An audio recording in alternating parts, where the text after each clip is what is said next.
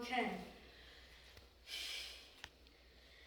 Hello everyone, my name is Aiden Sharp. I am 11 years old and I live in Hancock County, and for the past 2 years, me and my family have been tapping maple trees and making our own maple syrup. So that's what I'd like to demonstrate today. How to tap your own maple trees and make your own maple syrup. Let's start with some jokes just to break the ice. How does maple syrup stay organized?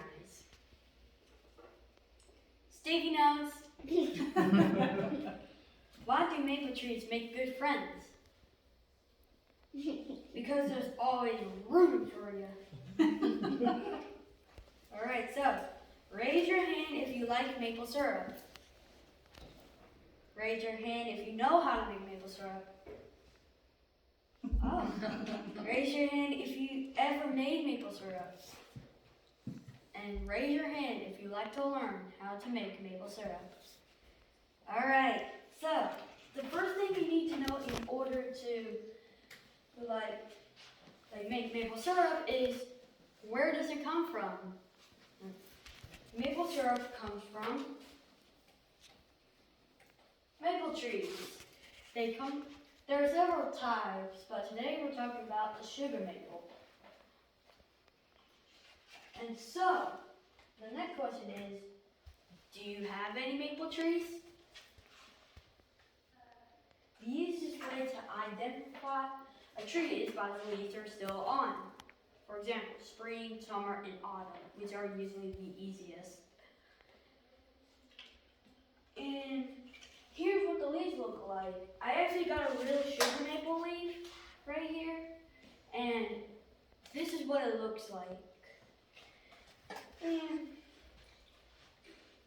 also, you can also memorize the bark patterns.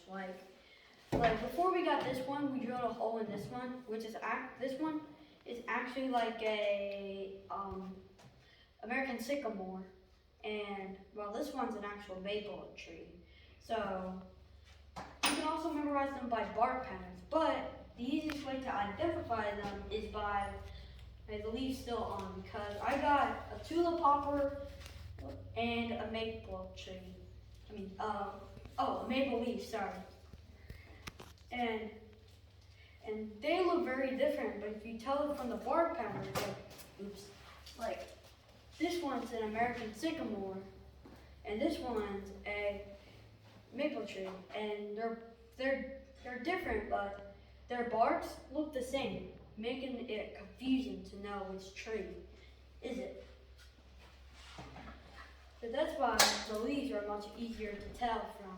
And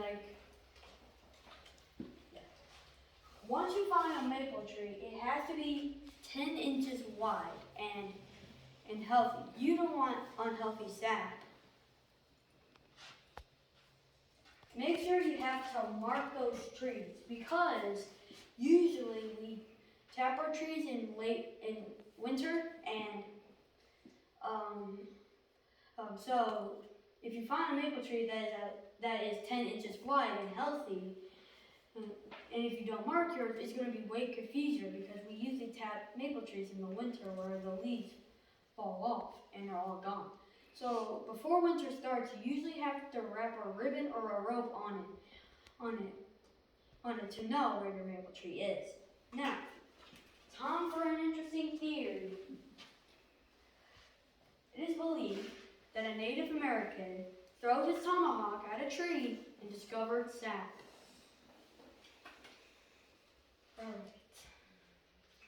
Alright, before winter comes, you need to make sure you have your supplies. So you need a tap kit, which usually only comes with a spile and a tubing. Also, you're going to need a food safe bucket, which we usually got it from Rural King and Tractor Supplies. And you also need a drill and a bit, a rubber mallet, and some tape. We're also going to talk about these later, because we're going to show you how to tap them. So I'm going to show you them later. Alright, now finally, it is winter. So,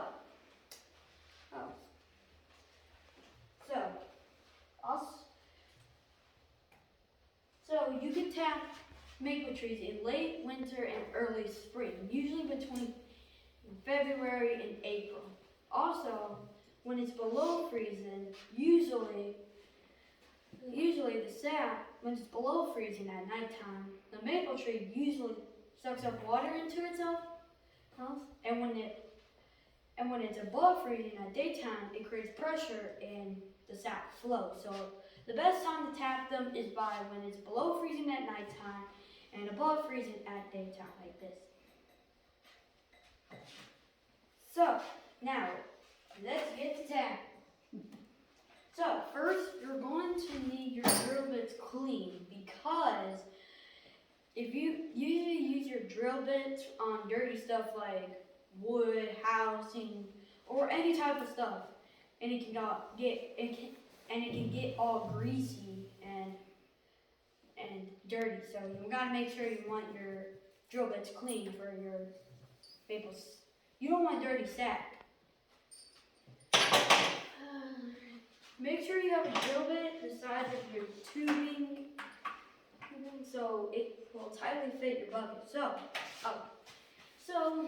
you're going to drill a hole right here, and you're going to make this tubing fit snugly tightly into the bucket, so no ants or any type of debris or sticks can get on it. Also, you're going to use one for your you're going to use one for your spile, so it can tightly fit the tree.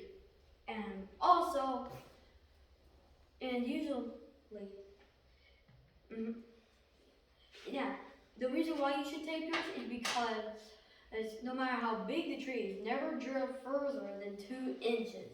You gotta drill 2 inches deep into the tree so you can get the sap. You have to find a healthy spot on the tree that's 2 to 4 feet off the ground. If it's too high, then it will dangle. But if it's too low, gravity will not work. Now you have to drill. Now here comes the exciting part. Now you're gonna have to drill in, but go up in a slight upward angle, like this. And then, why I do that? Let me show you. So this is the part where this part will go into the tree, and this part which will go into this. Well, this is where the sap will come out. So let me show you an example. If you do it like this, nothing comes out, right? But what if I do a slight angle? See? Some more, if you do a slight upward angle, more is actually coming out than going straight. So now you're going to you're going to put your spile in there, and you're going to use your rubber mallet and get it tight. And now make sure you attach your tubing to the bottom of the spile so that the sap can go through the tubing and into the bucket. Also make sure you have a lid on to keep ants or anything that can get into your sap is sealed. Congratulations! Give yourself a big round of applause and hug yourself.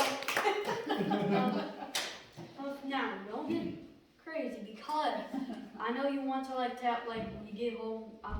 You want to tap 20 maple trees or so, but it's gonna be a lot of work, because you must collect your sap every single day, and that is above freezing. And I'll tell you, the trees are not in a straight line. They're scattered in your yard, and you're gonna have to make the sap and bring it back home. And why you should collect it every above freezing? Well, it's because sap should be crystal clear. And if you notice any cloudness or odd smell, it's best to toss it out. Alright, so how we usually collect it, or you're going to collect, so usually we collect them in a big jar. We usually do like five buckets. I mean, like never more than 5 buckets. So you're gonna collect your sack that is filled in the bucket into a glass jar or a big glass jar, and you're gonna transfer them over, and then you're gonna like put them in gallon bags and put them in like a deep freezer or a fridge freezer, or you can bother someone's or your friends or your dad or mom, anything. So you may need a deep freezer because it takes, it takes 40 gallons of sap to make 1 gallon of maple syrup. Like, it is a lot. You gotta make, now, the next question is, when do you stop collecting? You should stop collecting when it's staying above freezing and your trees start to bud. All you have to do is just twist and pull, and the tree will heal itself.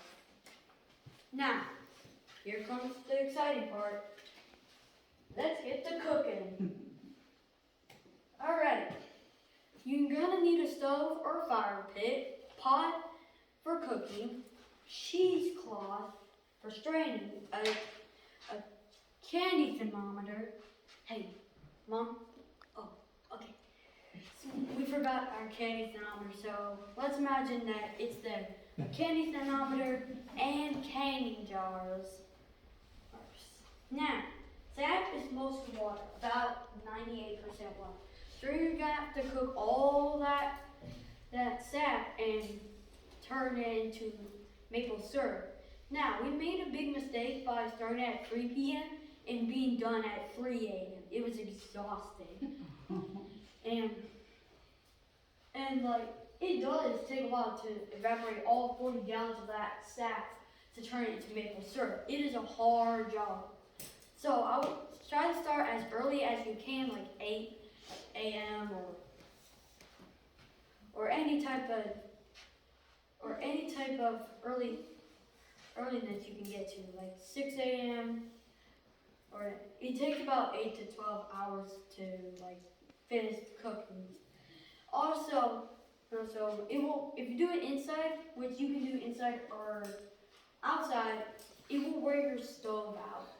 It's hard. It will be hard on your stove to cook all 8 to 12 hours of cooking that sap and boiling it and turn it into maple syrup. So the easiest way to probably do it is to go outside if you have free firewood, make a fire and cook it. And cook it on top of the fire. That's the easiest and cheapest way to do it. And now, it is important to strain your sap. That's why the cheesecloth is here. You have to strain it out like bugs or ants or any type of thing. And if you're kids like me, you might want to roast some marshmallows. You're gonna have to strain that out too to make a syrup or sap. Alright, once it's getting close to finish, you're gonna transfer this pot to like another pot. And the sap will turn clear to amber. And once it reaches a temperature of 218 degrees Fahrenheit, you have maple syrup. Congrats. Give yourself a round of applause and hug yourself. You just made maple syrup. Now, the next question is, where do I put all that maple syrup? You can put it in a sterilized glass jar. And you can leave it unopened in a cool, dark area or the pantry for 1 to 2 years. And also, you can freeze it and it will last a really, really long time. And once you open it for pancakes and waffles, you can usually you have to close it in and put it in the fridge and it'll do good for a year. And so now, before you had it sap, and now you have maple syrup. I'm sorry to say that we do not have any more maple syrup. We ate them all.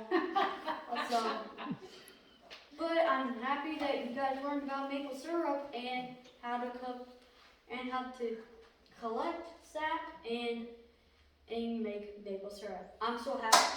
We thank you guys so much. Now, thank you so much. I appreciate for you guys being here and learning how to make maple syrup and tackling your own maple trees. I am happy. Thank you. Thank you. Great You're job. Good job. Thank you.